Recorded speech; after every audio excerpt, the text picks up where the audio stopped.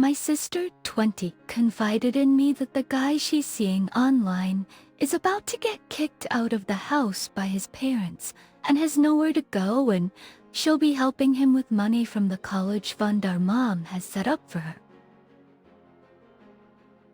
I was instantly alarmed, as this is a common scam, and even if it wasn't, this guy being kicked out of his parents' house is still concerning about his character, especially since they've never met.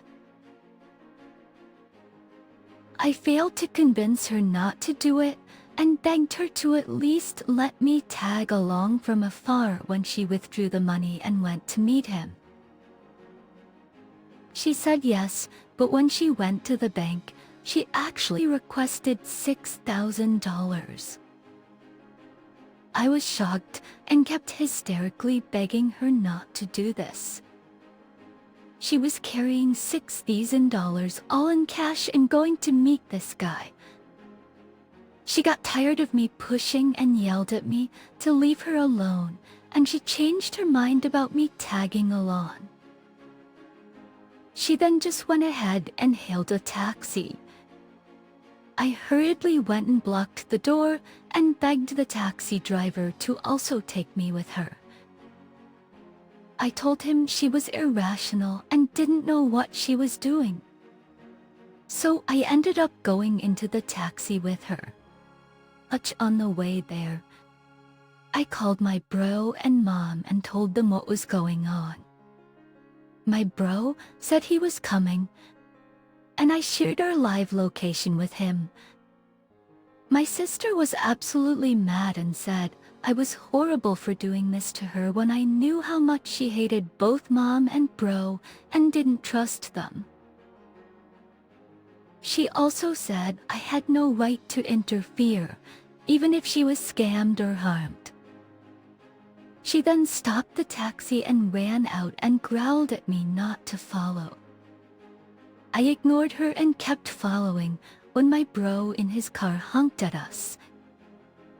We both turned back, and when he looked back again, my sister started running while he got out of the car, and we both chased after her. In the end, we caught up. My bro told her he'd follow her all the time until he saw this guy and he would get him to back off.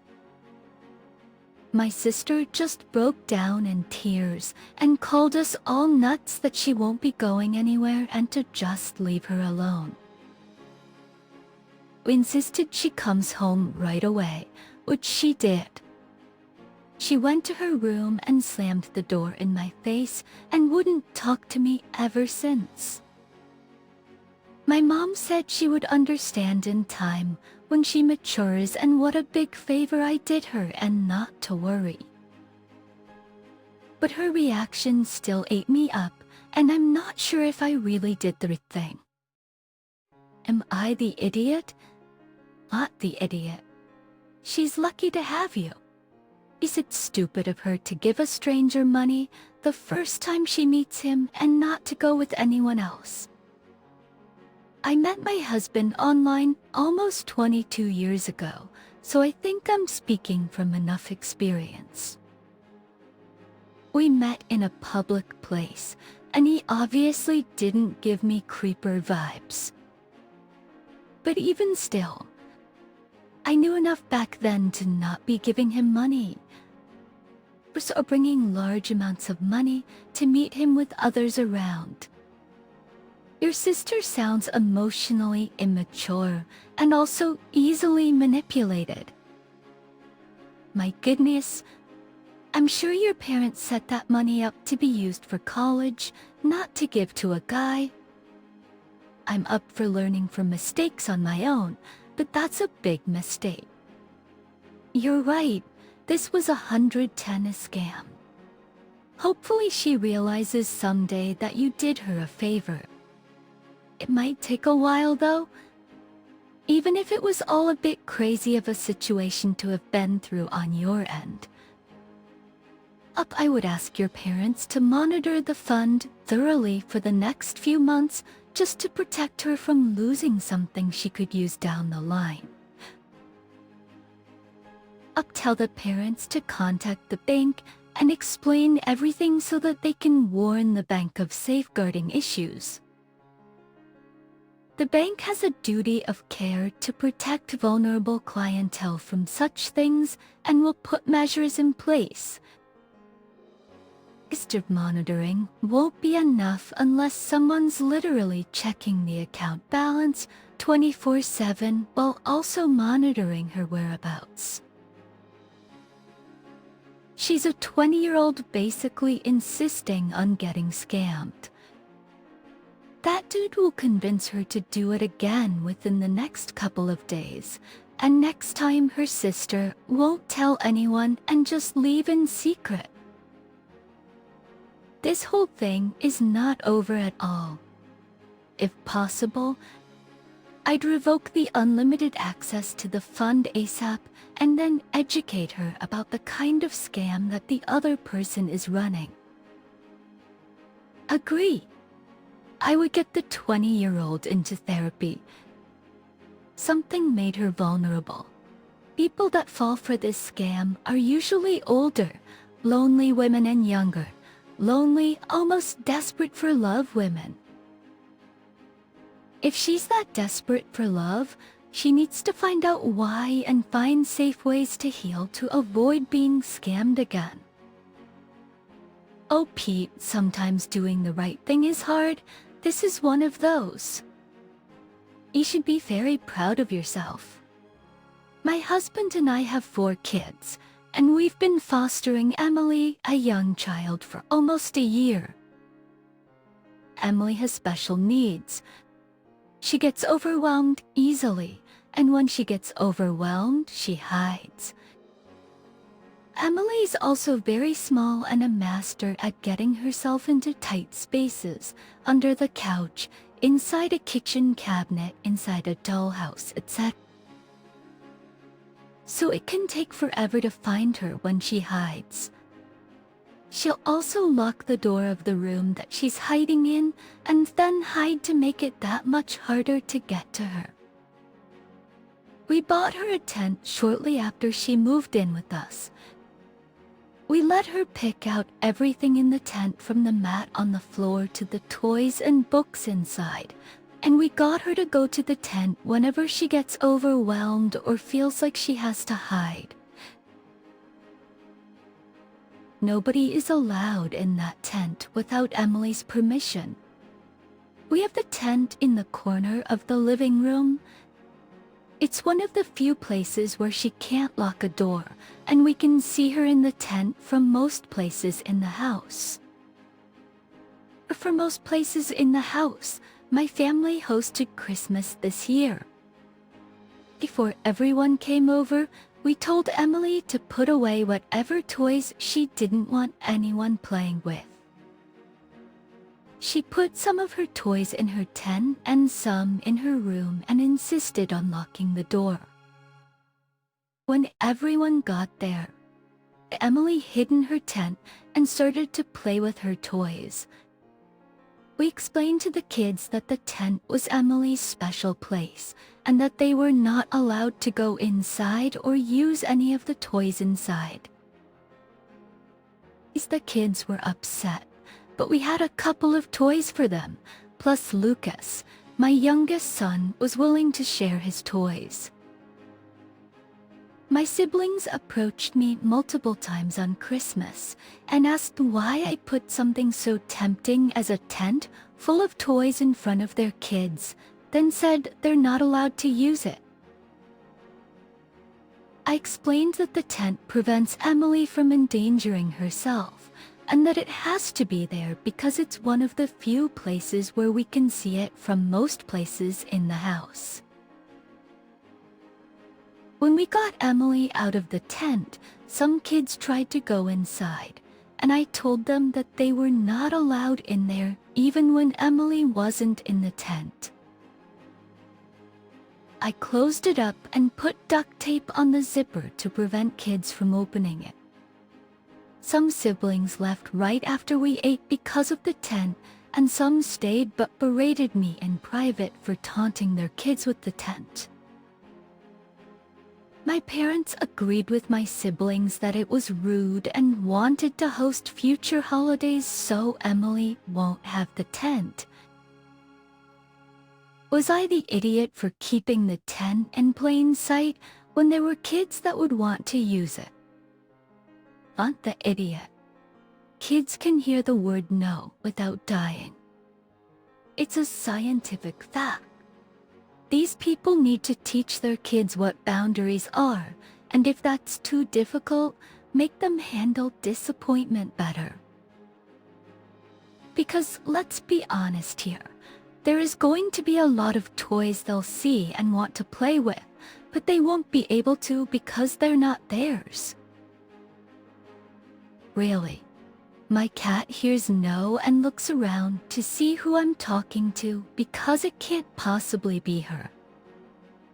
If your siblings aren't willing to teach their kids about special needs and how to be compassionate, that's absolutely not your problem.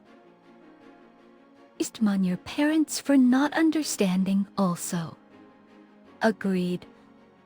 Also, special needs or not, all children at some point need to learn to respect boundaries. And something as simple as Emily not wanting her belongings touched is a good enough reason to respect her wishes. I don't know how old these kids are who can't handle the word no, but if my toddler can do it, I'm sure they can.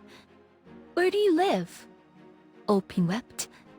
I can't see how you managed to find so many people who'd be jealous of a little girl in her tent. If you genuinely explain to the siblings what you wrote here about Emily's needs, etc., and they're still moaning, I don't know what to do. Isn't maybe install an adult-sized tent for them to enter when the realities of the world overwhelm them? I'm 24, female and married to Ben, who is 28 and male. We have a daughter, Maya, who's a toddler, when Maya was born. Ben and I agreed that we would each put a portion of our monthly incomes into a joint savings account so that Maya could one day go to college. Last Friday and Saturday night, I went to Atlantic City with my best friend, Sarah, who's 25 and female, and a few other girls from her bachelorette party. Things got a little out of hand, and I spent quite a bit more money, $2,000, than I intended, and my personal savings took a big hit. When I got home, I told my husband about this and informed him that I wouldn't be able to contribute to Maya's college fund for a few months until I was able to earn back some of my personal savings. Ben flipped out and shouted about how I don't care about our daughter, and he's currently locked in our guest room. Now here's the thing. I work part-time and my schedule is inconsistent. Ben works in consulting and makes almost 10 times as much money as I do. I feel that this shouldn't be a problem because Ben makes so much money that he can easily make up for the meager sum I would have contributed anyway. My best friend is only getting married once, so I didn't want to be the wet blanket at the party who couldn't participate in the festivities. As a working mother, I believe I deserve some opportunities to cut loose. And besides, Epstein and I never agreed on a set amount of money that we would contribute each month. We just agreed that we would contribute what we can, and it'll only be for a few months. I'm worried that I seriously damaged my relationship, but I'm honestly not convinced I did anything wrong by spending my own money on something enjoyable for once. Am I the idiot? Sorry, but you are the idiot. Not because you cut loose, but because you did so in a way that was financially irresponsible and did not discuss it with your partner with whom you share finances. I'd be really frustrated and upset with my husband if he cleared out his savings to party. You both should get on the same page regarding finances and communicate better. Unfortunately, your current setup is going to lead to resentment, particularly if you feel left out because he earns so much more than you. If you want to blow a couple of grand over budget on a party, then your savings should take a hit, not your child's college fund and your mutual obligations with your husband. You should keep paying into the fund as agreed, and your personal savings will just have to be out by the couple of $1,000s you chose to spend until you can replenish it without bailing out on your agreed responsibilities. Yeah, of course, girls want to have fun, but still, you are the idiot, especially for your comment that your husband can just make up for what you would contribute because you were irresponsible. Don't get a consistent job. Should your husband have yelled? Probably not. But I also suspect that this is not the first time he's felt like your personal wants have been taken from the household or your child. I, 18 female, want to take my close friend's boyfriend to my aunt's wedding across the country as a +1. My close friend, 18 female, is quite hurt by this. I've known her boyfriend, 18 male, plus my childhood friend for 7 years while I've known her for 2 years. They've been dating for a year. Now, let me get to my reasoning of why I invited him. My aunt told me that I could bring a +1 that she would fully fund, so I thought of him that he should come as he's already met my immediate family and my mother's quite close to his. Not only that, but I felt obliged to make him my +1 as earlier this year. He made me his +1 to his dad's after event of his conference. My close friend who's in the same circle as me and society's finds this quite distasteful, even bordering on disrespectful. Well, I see it only as 2 childhood friends going to a relative's wedding. She may not. He's confirmed that he would love to come and that it's quite endearing. Although my close friend has been acting quite peculiarly with me at events and dinners. Am I the idiot if I carried out this plan? You are the idiot. Your intention could fully be innocent, but you're taking her boyfriend on a date. If you don't think it's a date, then ask yourself why you didn't invite a girl. But honestly, you don't need a +1 for a family wedding, let alone someone you're not dating. I too wouldn't be comfortable with my friend going on a weekend trip away with my boyfriend. Seriously? For being a +1 to an evening event in your own town is far different than a wedding across the country. Not only because it's a more serious investment of time and money, but also because weddings are romantic by definition. It feels like you're justifying this behavior because you have known him for longer than her. Personally, I probably wouldn't want to be friends with you anymore. Sometimes we need to step back from our friendships a bit out of respect for the new partner. Oh, what? A date? Looks on what kind of misogynistic planet do you live? Oh, I forgot. It's beloved Earth. And the coincidence of your childhood best friend being male makes this a date. Bless you. This is the kind of men and women can't be friends crap. Bringing along a +1 isn't mandatory, but nice. And even if people ask if they're a couple, He's been her best friend for years. Her best friend is not a girl but a boy, and she has no boyfriend. So who do you bring? Your best friend, of course. My boyfriend John and I have a great relationship. It's the most stable one I've ever had for sure. He's a wonderful person who's appreciated by both my family and my friends, and who makes me a better person. John has always been extremely patient and sometimes too kind. This is why the behavior I'll talk about bothers me a lot. For context, Han lost his mother 3 years ago on the evening of the 24th of December. My parents and I live in Germany. However, my parents are English. So this year, it was decided that Christmas would be spent in the UK. And of course, I invited John. The 24th had been a day that John always spent with his grandmother. However, the tickets were cheaper on the 24th to go to the UK.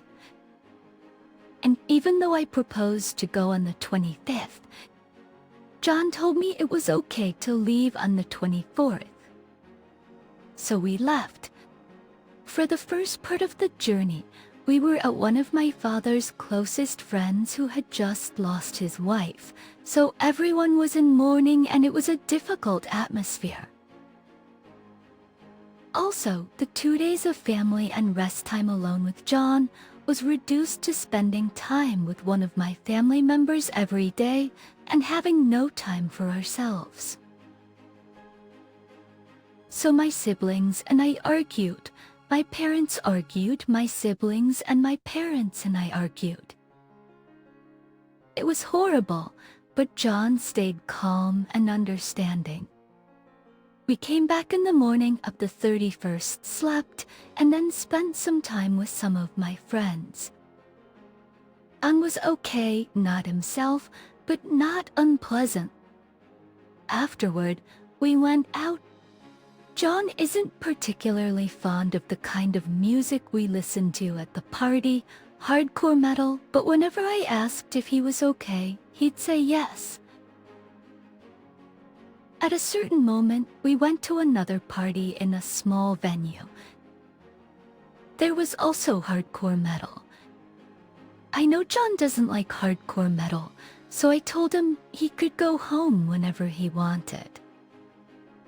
He seemed angry at a particular moment, told me he wanted to go home. I told him, stay for another 20 minutes, make an effort. This was at 4 in the morning. Uncertainly, John then lost it and said, I spent the 24th and 25th with your arguing family. I have made enough of an effort. I started crying. He told me how he would have wanted to be with his family, which he didn't express to me. Before John left and in front of my friends, he gave me a kiss on the cheek which shocked everyone. I told him when I came home that in no way did I appreciate him arguing with me in public, that he ruined my birthday, and that he was a party pooper for behaving this way, and that I expected him to apologize to all my friends who were at the party. Am I the idiot for telling him he ruined my New Year's Eve and asking him to apologize to my friends? So let me get this straight. You took your boyfriend on an unpleasant holiday that started with mourning and continued with constant arguing among your family for a week when you were supposed to have some quality couples time. Then you went to 2 different New Year's Eve parties where he didn't know anyone but you and didn't like the music. You told him he could go at any time, but even though you'd kept him out till 4 a.m., you pressured him to make an effort and stay longer when he finally had enough. You tried the patience of a saint. It sounds like this entire holiday has been conflicted and stressed, and him being accommodating. He finally snapped because you'd promised all night to be accommodating, but pressured him when he finally had enough. And now you're throwing a tantrum because you finally hit the end of a generous partner's patience and tolerance. Of course, you are the idiot. You're the one who owes him an apology. Oh my gracious, this. Make an effort. I consider breaking up with you just for that. You're disregarding him at every turn. Especially, you are the idiot for telling him to make an effort at 4 a.m. Yikes. And he also kissed her on the cheek at the end of the night after the argument. So I wouldn't even say he snapped. What a nice guy. All I read was my family, my friends, my social life. You sound like a horrible girlfriend. It really doesn't sound like you value John very much at all. This entire story is about you. You barely mention that he gave up Christmas with his grandmother and that this is a rough time of year for him due to his mother's passing, before it's all about you again. Leave this man and let him find a partner that values him at least equally to themselves. Then get some therapy because you sound narcissistic and entitled, and you're on a great track to end up either alone or in a mutually abusive misery of a relationship.